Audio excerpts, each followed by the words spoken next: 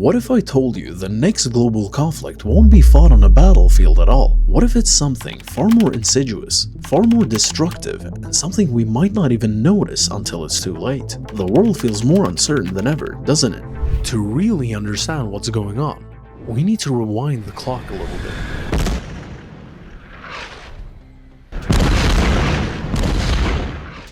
Throughout history, every major conflict we've known, from the trenches of World War I to the devastation of World War II, was fought with tanks, bombs, and soldiers. During the Cold War, power was measured in nuclear arsenals and military might. But as the 21st century began, something started to change. War didn't look the same anymore. The old way of fighting on battlefields started to feel less important. The way countries fought each other was shifting into something else. Something much more hidden and far-reaching. After the Cold War, the world thought we were heading into a time of peace. The Soviet Union collapsed, and the United States became the only global superpower. The threat of nuclear war seemed to fade, and it seemed like we could focus on building better relationships between countries. But instead of peace, something different began to emerge. Something dangerous in its own way. Countries realized that they didn't need armies and missiles to fight. Instead, they could use money, trade, and financial systems to weaken other countries and get what they wanted. Even though this war doesn't use guns, it can still destroy economies. Economic warfare became the new tool for global power. So, if you look at that, China, first row, China, 67%. That's tariffs charged to the USA, including currency manipulation and trade barriers. In the late 90s and 2000s, the world started changing in new ways. The internet became a game changer, and countries realized they could control not only technology, but also the global markets. A war fought with money, resources, and trade could be just as powerful as one fought with soldiers and tanks. Countries started using economic sanctions and trade restrictions as weapons. If a country didn't do what another wanted, they would punish it by cutting off trade, freezing assets, or making their products more expensive. These measures didn't have the loud explosions of war, but they hurt people just the same. Governments began to use financial tools, like sanctions and embargoes, to force countries to change their behavior, without ever firing a single shot. The big players in the world, like the United States and China, realized that money and trade were just as important as military power. Countries began to fight wars using their economies instead of their armies. The rise of the internet and technology took this even further. As more things became connected online, the world started to see a new form of conflict, namely cyber warfare. In a rare move, Chinese authorities have gestured zero tolerance concerning cyber attacks by offering rewards to the public for information that could lead to the arrest of a group of US government hackers targeting China. It's not about bombs or missiles, but about hacking, stealing information, and messing with systems that control things like banking, electricity, and government services. Cyber attacks became common, where one country would hack into another's systems to steal information, disrupt businesses, or even manipulate elections. One of the most famous examples of this was the Stuxnet virus, which targeted Iran's nuclear program. It wasn't a missile or a bomb. It was a computer virus that sabotaged their efforts from the inside, and it didn't stop there. Cyber attacks began to target entire countries, crashing financial markets or stealing huge amounts of sensitive information. What's even more dangerous is that cyber attacks often target the economy. A major cyber attack could crash a country's banking system, cause a stock market collapse, or steal billions of dollars.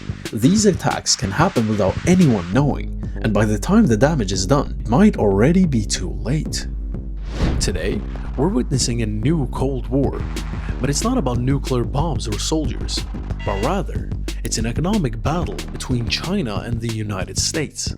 These superpowers are fighting over control for global trade, technology, but also financial systems. This video is sponsored by Ground News. Ground News is an app and website that combines news from around the world in one place so you can compare coverage. For every news source, you can see if they have a political bias, how reliable their reporting is, and who owns them. Your subscription not only helps my channel, but also supports Ground News as it makes the media landscape more transparent. Subscribe through my link to get 40% of the Vantage subscription. It's the one I use to get unlimited access to every feature. China has grown into an economic giant, and now it's competing with the United States for dominance. This battle isn't fought with missiles. It's fought with things like trade tariffs, technology restrictions, and financial investments. The United States and China use their economic power to influence countries, control resources, and try to outsmart each other in some way. The fight isn't just about which country can have the biggest army, but which one who can dominate the global economy. For example, the US has used sanctions to stop China's tech companies like Huawei from growing too powerful. China, on the other hand, has used its growing influence to control global supply chains and offer investments to other countries to gain political power. Each side tries to get ahead by using economic pressure instead of bombs. All this brings us to a much scarier reality. Today's wars may not be about tanks and explosions, but rather about destroying a country's economy. Imagine a cyber attack that takes down an entire country's banking system, or a trade war that leads to massive shortages of goods. These kinds of attacks can crash economies just as easily as bombs can destroy cities. And China wants what we have, or to put it another way, they need our money. So the president, again, has made it quite clear that he's open to a deal with China, but China needs to make a deal with the United States of America. The thing about economic warfare is that it's not always obvious. A country's stock market might crash, or people might lose their jobs, but the cause might not be that clear. Maybe it's a cyber attack or a trade embargo. The effects are huge, but it's hard to see them until it's too late. What makes this even scarier is that economic warfare doesn't just hurt a country for a short time. It can last for years. A bad economy can create political instability, which can lead to civil unrest, and in the worst cases, government collapse. The damage done by economic wars is often long-term, and people might not even realize what happened until it's already too late. So, what does this all mean for the future? The days of traditional military warfare might be behind us. Instead, countries are now battling on digital and economic fronts. The next global conflict won't necessarily involve bombs and soldiers. It will likely be about who controls the world's financial systems, trade routes, and even cyber networks. The weapons of today are economic pressure, cyber attacks, and digital manipulation. These new kinds of wars can be just as destructive, but they happen behind the scenes, far from the battlefield. The world is more connected than ever, but it is also more vulnerable. As economies grow more interlinked and digital technologies become a bigger part of our lives, countries can fight wars in ways that were impossible just a few decades ago. The stakes are higher than ever, and the consequences can be just as devastating, even if we don't see them right away. Alright guys, thank you so much for watching. This has been The Arab Investor. We cover geopolitics every single week.